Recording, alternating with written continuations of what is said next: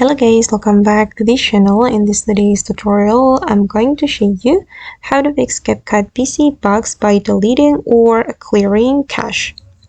Okay, let's get into it guys. I have opened my computer, and first of all, I'm going to open up my Capcut application. This is my Capcut, and if we want to clear cache or delete cache, we need to go to the Capcut setting.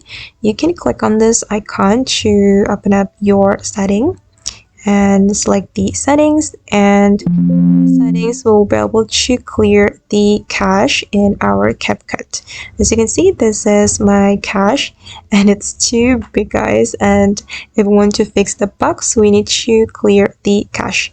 Just click on this delete icon like this and then click on OK. Right, and now the cache is being removed. Okay, now it's done guys, and after that we just need to click on save. Alright guys, and that's all the way to fix Capcut PC bugs by deleting cache. I hope this video will be useful for you. Thank you so much for watching, and see you in the next video.